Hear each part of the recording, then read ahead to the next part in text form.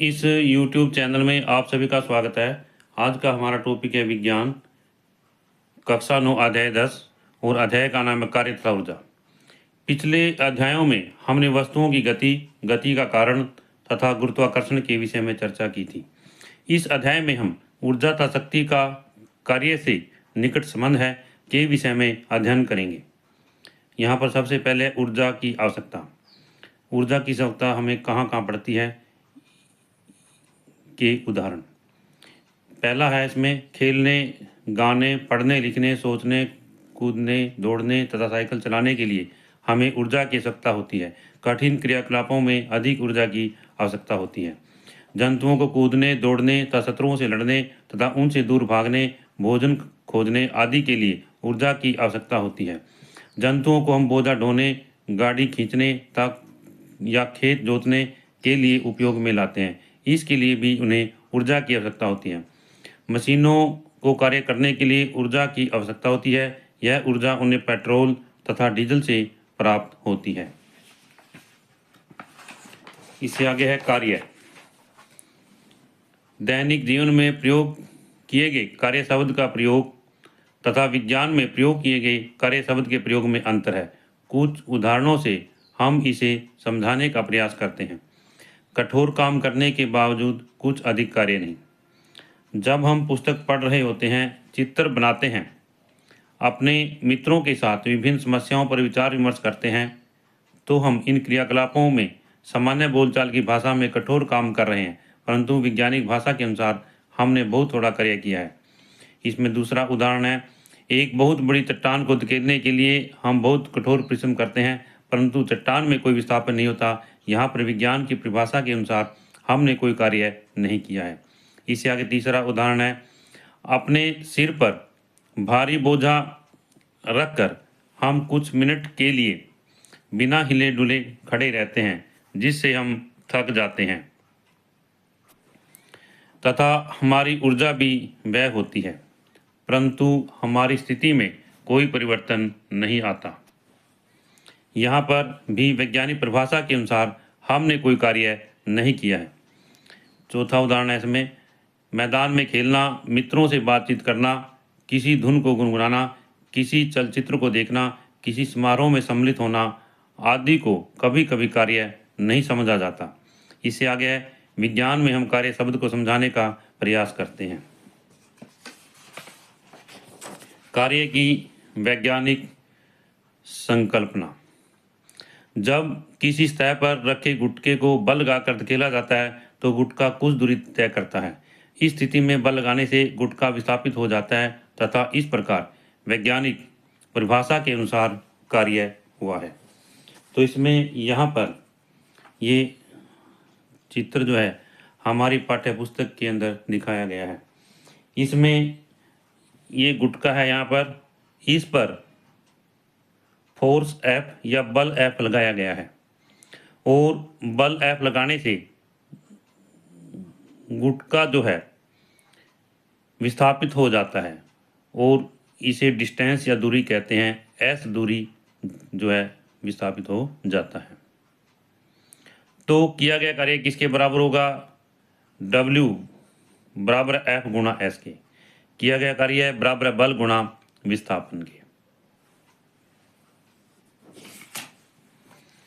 इससे अगला है, जब एक लड़की किसी ट्राली को खींचती है तो कुछ दूर तक चलती है। इस स्थिति में ट्राली पर बल लगने से ट्राली विस्थापित हुई है या उनके द्वारा जो है कार्य किया गया है।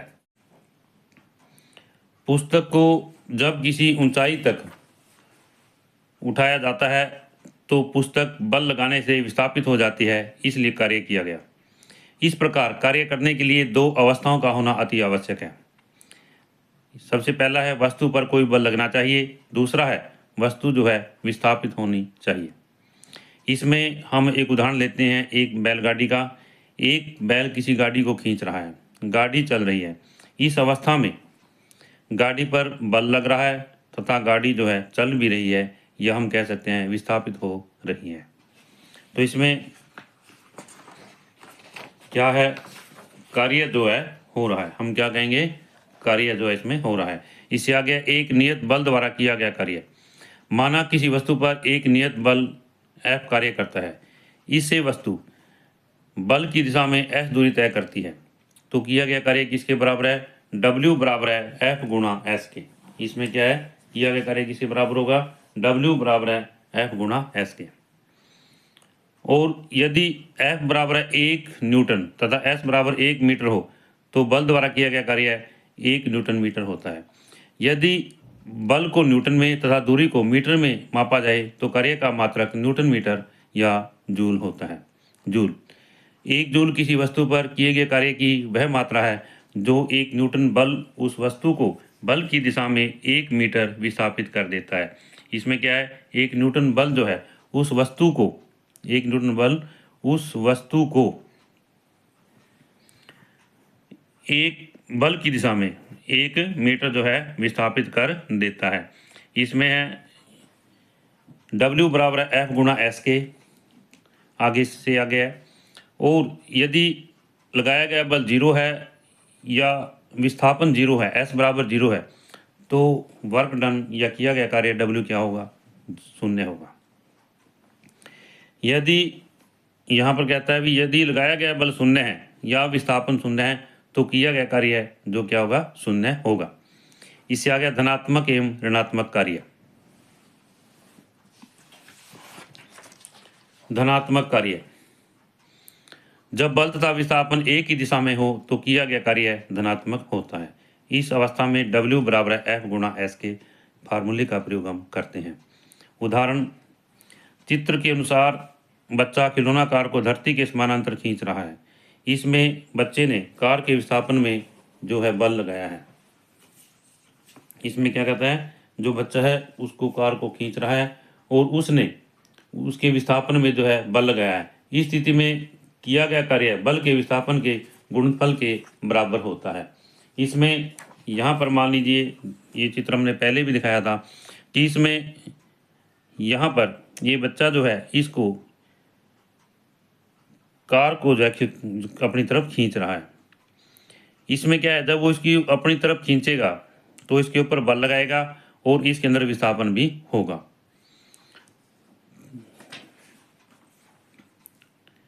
तो कहता है इस बच्चे ने कार के विस्थापन में बल लगाया है, इसलिए किया गया कार्य क्या होगा, धनात्मक होगा। तो क्योंकि बल जो है वस्तु की गति की दिशा में लग रहा है, इसलिए किया गया कार्य क्या होगा, धनात्मक माना जाता है। जब किसी वस्तु को ऊपर से नीचे की तरफ लाया जाता है तो उस पर गुरुत्व बल वस्तु के विस्थापन की दिशा में कार्य करता है, इसलिए किया गया कार्य क्या होगा, धनात्मक माना जाता है। इससे आगे है ऋणात्मक कार्य। ऋणात्मक कार्य में क्या है, यहाँ पर ऋणात्मक कार्य है जब किसी वस्तु पर बल विस्थापन की दिशा में विपरीत दिशा में लगाया जाता है। विपरीत दिशा में कहने का अर्थ क्या है कि जैसे वस्तु इधर चल रही है और बल ऐसे लगाया जाता है, इधर लगाया जाता है, यानी दोनों दिशाओं के बीच 180 डिग्री का कोण बनता है, तो हम क्या कहेंगे कि किया गया कार्य क्या होगा, ऋणात्मक होगा। क्या होगा, ऋणात्मक।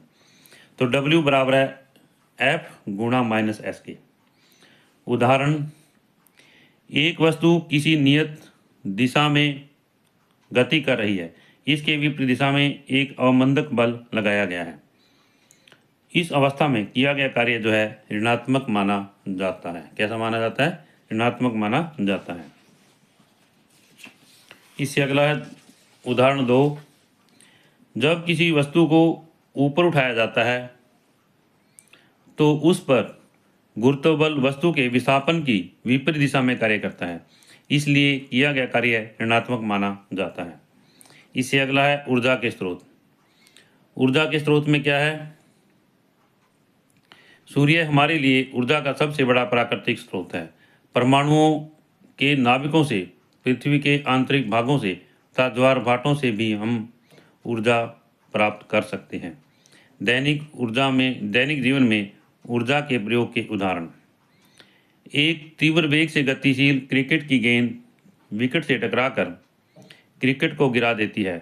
हथौड़े को ऊपर उठाकर लकड़ी की कील पर प्रहार करने से वह कील को लकड़ी में ठोक देता है। बच्चों के खिलौने में चाबी भरकर जब उसे फर्श पर रखा जाता है तो वह गति करने लगता है। जब किसी गुब्बारे में हवा भरकर दबाते हैं तो उसकी आकृति में परिवर्तन होता है। गुब्बारे पर लगाए गए बल को हटाने पर वह अपनी मूल आकृति में आ जाता है। यदि उस पर और अधिक बल लगाया जाए तो वह ध्वनि करते हुए फट भी सकता है। इससे आगे है ऊर्जा। कार्य करने की क्षमता को ऊर्जा कहते हैं। ऊर्जा का मात्रक है जूल। एक जूल कार्य करने के लिए आवश्यक ऊर्जा की मात्रा 1 जूल होती है। इससे बड़ा मात्रक किलो जूल है। इससे आगे है 1 किलो जूल बराबर है 1000 जूल के। ऊर्जा के रूप: स्थितिज ऊर्जा, गतिज ऊर्जा, ऊष्मीय ऊर्जा, रासायनिक ऊर्जा, विद्युत ऊर्जा तथा प्रकाश ऊर्जा विभिन्न ऊर्जा के विभिन्न रूप हैं। गतिज ऊर्जा: एक क्यारी में रेत की मोटी गीली परत पर एक गेंद 25 सेंटीमीटर ऊंचाई से गिराई है। हम देखते हैं रेत पर एक गड्ढा बन जाता है। अब इस गेंद को 50 सेंटीमीटर, 1 मीटर तथा 1.5 मीटर की ऊंचाई से रेत पर गिराइए। गेंद को गिराने की ऊंचाई के अनुसार सभी गड्ढों पर निशान लगाएं। गेंद की ऊंचाई के बढ़ने के साथ साथ रेत के गड्ढे की गहराई भी बढ़ जाती है। सबसे कम ऊंचाई वाला गड्ढा सबसे कम तथा सबसे अधिक गहराई वाला गड्ढा सबसे अधिक गहरा होता है। ऐसा क्यों है? क्योंकि अधिक ऊंचाई से गेंद के गिराने पर गेंद की गति बढ़ जाती है, जिसके कारण गेंद रेत की परत पर अधिक गति से टकराती है तथा गड्ढे की गहराई बढ़ती जाती है। इस क्रियाकलाप में गतिशील गेंद कार्य करती है। क्रियाकलाप: चित्र के अनुसार एक ज्ञात द्रव्यमान के लकड़ी के गुटके को ट्राली के सामने किसी सुविधाजनक निश्चित दूरी पर रखिए। पलड़े पर एक ज्ञात द्रव्यमान रखिए जिससे ट्राली गतिमान हो जाए। मेज पर एक अवरोधक इस प्रकार रखिए कि ट्राली गुटके से टकराने के पश्चात वहीं रुक जाए। गुटका विस्थापित हो जाता है। इस विस्थापन को मापिए। आप इस क्रियाकलाप को पलड़े पर रखे द्रव्यमान को बढ़ाकर दोहराइए। हम देखते हैं कि द्रव्यमान अधिक होने से विस्थापन अधिक होता है। इस क्रियाकलाप में गतिशील ट्राली कार्य करती है, इसलिए इसमें ऊर्जा विद्यमान है। तो यहाँ पर ये चित्र दिखाया गया है। इसमें ये ट्राली है और इसमें ये गुटका दिखाया गया है, ये अवरोधक है यहाँ पर और ये पलड़ा है। हम क्या करते हैं, एक निश्चित द्रव्यमान जो पलड़े के अंदर रखते हैं। जब यहाँ पर हम निश्चित द्रव्यमान रखते हैं तो इसके कारण जो ट्राली है वो इससे बंधी हुई है और ये नीचे की तरफ आता है। ट्राली जो है आगे जाती है। जब ट्राली आगे बढ़ेगी तो इस गुटके से टकराती है। इस गुटके से टकराने से कुछ गुटका क्या होगा, विस्थापित होगा। विस्थापन आ जाता है, विस्थापित होगा। अब इसमें क्या है कि हम इसी प्रयोग को दोबारा दोहराते हैं। इसमें यहाँ द्रव्यमान बढ़ा देते हैं। द्रव्यमान बढ़ाने से अब ट्राली जो है ज़्यादा वेग से इस गुटके से टकराती है और गुटके का विस्थापन जो है बढ़ जाता है। तो हम जब इस प्रयोग को दोहराते हैं तो इसको दोहराने में हम क्या देखते हैं कि ट्राली में ऊर्जा के कारण इस गुटके को जो है विस्थापित किया है और वो ऊर्जा ट्राली को कहाँ से प्राप्त हुई, ट्राली की गति के कारण। क्योंकि गतिशील ट्राली जो कार्य करती है और उसमें ऊर्जा विद्यमान है। इससे अगला है चलती हुई वस्तु कार्य कर सकती है। उदाहरण: गतिशील गोली, बहती हुई हवा, घूमता हुआ पहिया, गतिशील पत्थर आदि ये सभी कार्य कर सकते हैं। गतिशील वस्तुओं में ऊर्जा: गिरता हुआ नारियल, गतिशील कार, लुढ़कता हुआ पत्थर, उड़ता हुआ हवाई जहाज, बहता हुआ पानी, बहती हुई हवा, दौड़ता हुआ खिलाड़ी आदि सभी में गतिज ऊर्जा होती है। गतिज ऊर्जा किसी वस्तु में उसकी गति के कारण उत्पन्न ऊर्जा को गतिज ऊर्जा कहते हैं। तो उसमें गतिज ऊर्जा किसे कहते हैं? जब कोई भी वस्तु है उसमें गति के कारण जो उसमें ऊर्जा उत्पन्न होती है उसको हम गतिज ऊर्जा कहते हैं। यह ऊर्जा वस्तु की गति के साथ बढ़ती है। गतिज ऊर्जा के लिए सूत्र: मान लीजिए एक वस्तु एक समान वेग u से गतिशील है। एक नियत बल F विस्थापन की दिशा में लगने से वस्तु s दूरी तक विस्थापित हो जाती है। तो किया गया कार्य बराबर W बराबर F गुणा S के। वस्तु पर किए गए कार्य के कारण वस्तु का वेग u से v हो जाता है और एक वस्तु का जो है उत्पन्न हुआ त्वरण है। गति समीकरण का प्रयोग करते हैं हम v square minus you square बराबर 2as के। तो यहाँ पर s किसके बराबर है? v square minus you square बटा 2a के। और f जो है m गुणा a के बराबर होता है। f तथा s का मान समीकरण 1 में रखने पर, यहाँ पर हमें ये समीकरण 1 है तो f w बराबर f गुणा s के। f का मान और s का मान, s का मान तो हमें ये आता है और इसमें यहाँ पर हम मान रखते हैं f तथा s का मान समीकरण 1 में रखने पर, तो m गुणा a गुणा v स्क्वायर माइनस में u स्क्वायर के बटा 2a के। f तो m गुणा a है यहाँ पर और s जो है यहाँ पर हमने ये ज्ञात किया है, तो इसमें दोनों इसके मान रख देंगे और हमें प्राप्त होता है w बराबर 1 बटा 2m v square minus u square के। अब हम क्या देखते हैं, यदि वस्तु अपनी विराम अवस्था से प्रारंभ करती है तो इसमें u जो है 0 हो जाता है, शून्य हो जाता है, तब u बराबर है शून्य के। तो आगे बढ़ते हैं। इसलिए किया गया कार्य W बराबर है 1/2 mv स्क्वायर के। इसे आगे है स्थितिज ऊर्जा। स्थितिज ऊर्जा तो इसमें सबसे पहले है क्रियाकलाप 1। एक रबड़ बैंड या रबड़ का छल्ला लेकर उसके एक सिरे को पकड़कर दूसरे सिरे से खींचिए। रबड़ छल्ला खिंच जाता है। जब उसको छोड़ दीजिए। छल्ला अपनी पहली स्थिति में आने का प्रयत्न करता है। जब हम छल्ले को खींचते हैं तो उसमें कुछ ऊर्जा उपार्जित हो जाती है। इससे अगला है क्रियाकलाप 2। एक श्रीलंकी लीजिए, उसके एक सिरे को अपने मित्र से पकड़ाइए तथा दूर चले जाने के लिए कहिए। अब श्रीलंकी को छोड़ दीजिए। श्रीलंकी को जब खींचते हैं तो उसमें ऊर्जा जो है रूपांतरित हो जाती है। इसमें यहाँ पर हमारी पाठ्य पुस्तक में ये चित्र जो है दिखाया गया है श्रीलंकी का। इसमें इसको हम जब खींचते हैं तो इसकी लंबाई बढ़ जाती है, परंतु खींचने से क्या है, इसमें ऊर्जा जो है उपार्जित हो जाती है। जब इसको छोड़ देते हैं तो ये वापस अपनी पहली स्थिति में आ जाता है। इससे अगला है क्रियाकलाप 3। एक खिलौना लीजिए, उसमें चाबी भरिए, कार की जमीन पर रखिए, कार चलने लगती है। कार ने ऊर्जा कहाँ से प्राप्त की? यह ऊर्जा चाबी द्वारा भरे गए लपेटनों के द्वारा प्राप्त की गई। लपेटनों की संख्या जितनी अधिक होगी कार उतनी ही ज़्यादा चलेगी। क्रियाकलाप 4।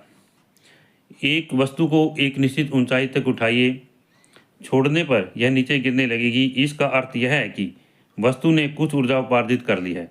वस्तु को अधिक ऊंचाई पर उठाने से इसमें अधिक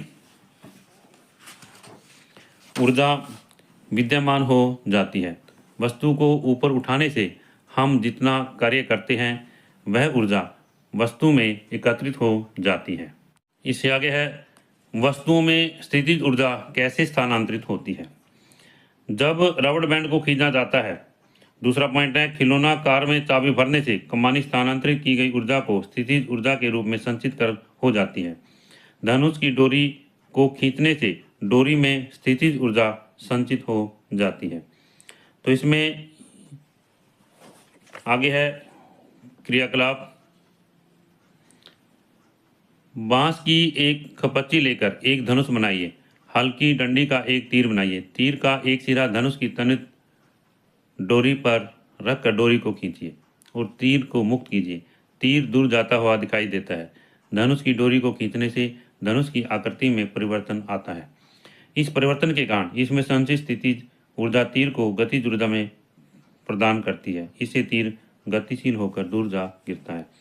यहाँ पर हमने ये धनुष की तानित डोरी पर रखा तीर, जैसे यहाँ पर ये जो है तीर दिखाया गया है, और जब हम इस डोरी के द्वारा इस तीर को पीछे की तरफ खींचते हैं तो इसमें तीर के अंदर जो है स्थितिज ऊर्जा जो है इकट्ठी हो जाती है, उपार्जित हो जाती है। और जब इसको हम छोड़ेंगे तो इसके अंदर जो स्थितिज ऊर्जा है वो क्या है, गतिज ऊर्जा में बदल जाती है और तीर जो है दूर जाकर के गिरता है।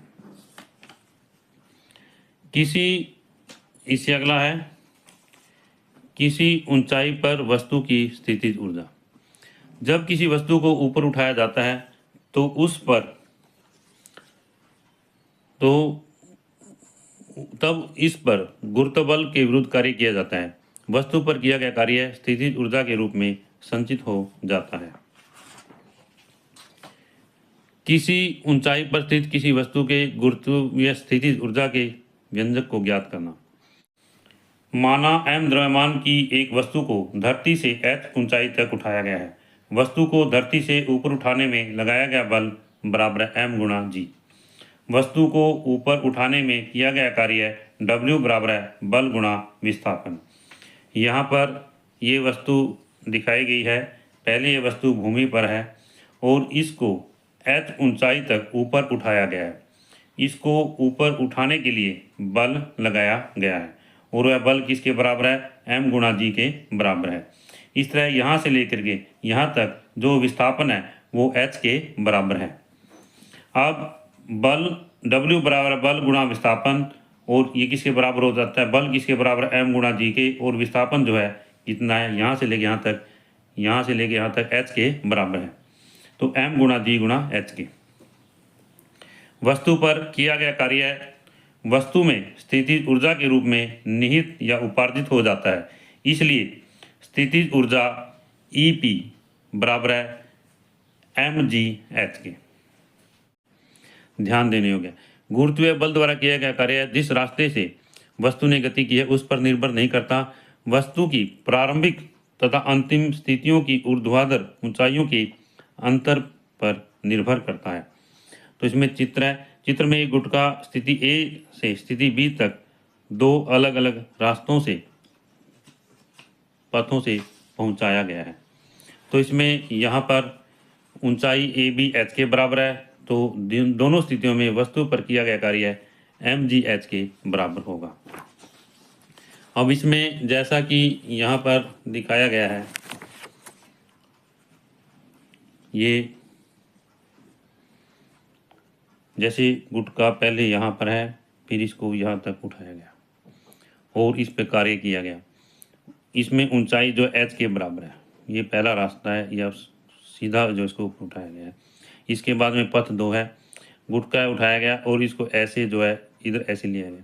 तो इसके अंदर जो h है, ऊंचाई h है, दोनों गुटकों में बराबर है। इसमें भी h है और इसमें भी h है। इनके लिए जो किया गया कार्य mgh जो है बराबर होगा m गुणा g गुणा h के। तो कहता है कि यह इसके रास्ते पर निर्भर नहीं करता, यह ऊंचाइयों पर प्रारंभिक स्थिति और अंतिम स्थिति की जो ऊर्ध्वाधर ऊंचाई है उनके अंतर के ऊपर निर्भर करता है। दोनों की जो ऊंचाई है इसके ऊपर निर्भर करता है, रास्ते के ऊपर निर्भर नहीं करता। इससे आगे है